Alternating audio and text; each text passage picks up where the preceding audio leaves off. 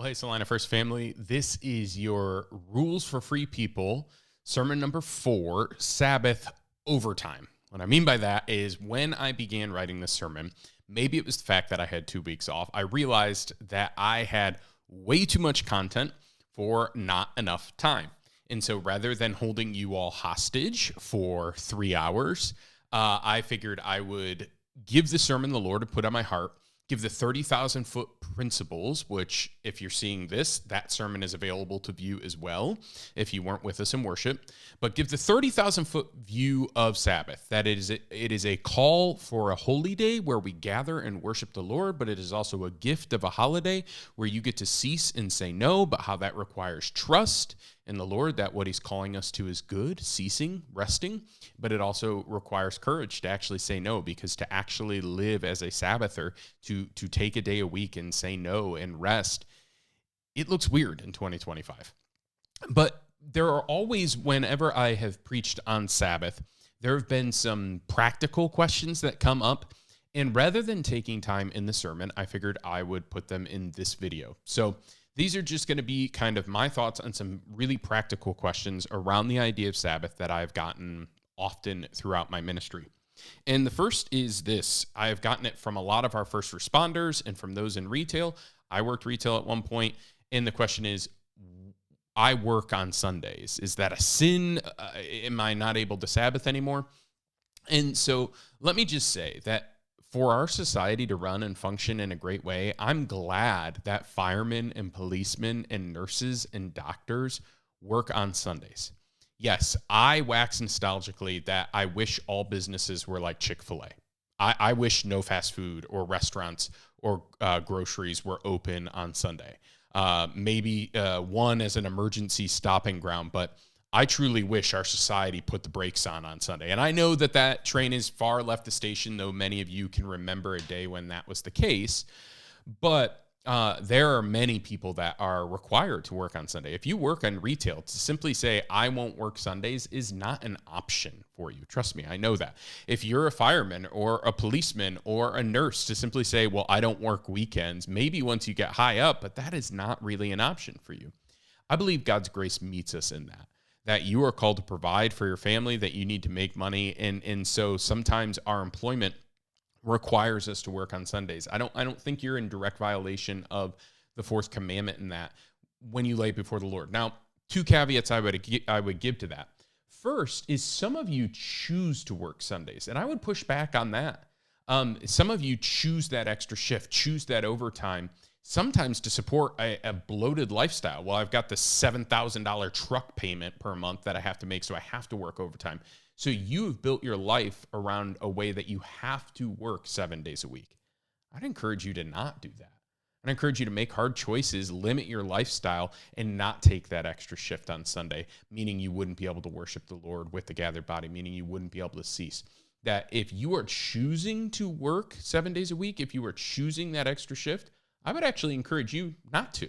Now, there's some people that it's not a choice. It's either forced overtime, or again, you're a first responder or a nurse or retail that you don't have a choice in the matter.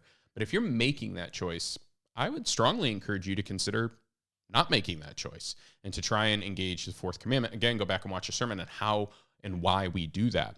But then the other option is if you don't have a choice, say you're a nurse and you're working at Mercer County Hospital on every Sunday, I would encourage you to make sure you do take a day that you cease. Whether it's Tuesday or Friday or Thursday or whenever it is, that you take a day of the week and you cease. You cease working. You cease from the activities and you give your body the rest. I think that is part of the gift of Sabbath is we need more rest than we allow ourselves in a go society. So if you do have to work Sundays, I would encourage you, even if you aren't able to make it a corporate worship day, because we don't have corporate worship every single day of the week, that you would still take a Sabbath and cease at least once a week. So that's the first question I always get. What if I have to work on Sundays? Just some kind of principles around that. Second, what is work? I get that a lot.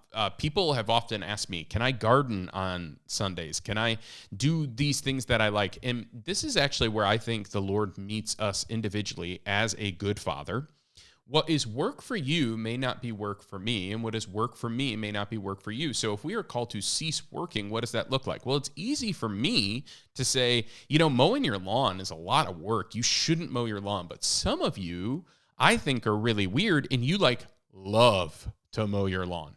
And some of you would look at me and think I'm really weird because I love to do woodworking, and I would have zero problems sanding a board for an hour and a half on a Sunday, and it wouldn't feel like work. It would feel like a gift because I got time in my shop. And for some of you, time on your rider is a gift. For some of you, leaning over in the garden and weeding is a gift, and it is good time.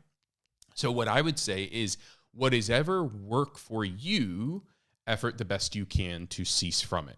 Don't let me lay law upon you. Paul actually talks about this in the New Testament. He says, we ought not judge how people celebrate the Sabbath. And in each of us, the Lord is going to meet us, because what does Jesus say? The Sabbath is a gift from man, not man for the Sabbath. So if it is laborsome for you to do activity A, I would encourage you not to do it. If it takes a lot of mental energy and physical energy that it feels laborsome, I would encourage you not to do it. But there are some things that take physical energy and mental energy, but that you love.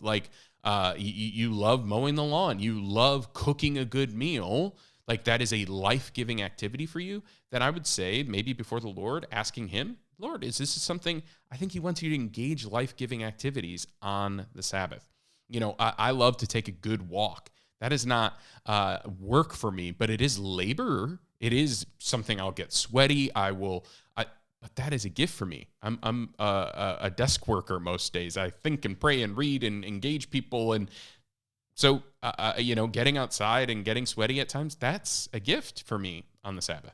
So what is work? You're going to have to answer that before the Lord. And that is where leaning into him in prayer, God, is this work for me? So just something to consider. The other one I get all the time is, can I go out to eat? Again, I want to engage you in what your convictions are. Some people really struggle with, can I go out to eat? Because I'm forcing other people to work on the Sabbath. So ultimately, you're going to have to be the one who chooses that. Now, if we're being very honest, whether you go out to eat or I go out to eat or whatever, we are not the ones making the choice of whether the people work or not. Whether we engage the restaurant or not, it will be open. Now, you could argue that if we all stopped going and all these things, but I think we understand in just a realistic way that cat's out of the bag. So I believe that actually makes the choice a personal one. Do I want to do this? Do I want to engage businesses on Sundays? Because then I'm encouraging them to force their employees to work on the Sabbath. I think that's ultimately your choice. It's up to you. It's a burden of conscience and something you need to just lay before the Lord. If it truly burdens you, I would encourage you not. Anytime the Lord lays a burden on your conscience, I think you ought to be obedient and follow that burden that he gives you. So these are just some of the questions I often get on Sabbath. If you have some more, send them my way. I can try and answer them. I want to recommend one book. It is called Subversive Sabbath by A.J. Swoboda. Subversive Sabbath, A.J. Swoboda. It is excellent. It is probably the best Christian look on what it means to engage Sabbath in a very serious way, Sabbath rest, and taking God's gift of a holy day and holiday and taking it seriously.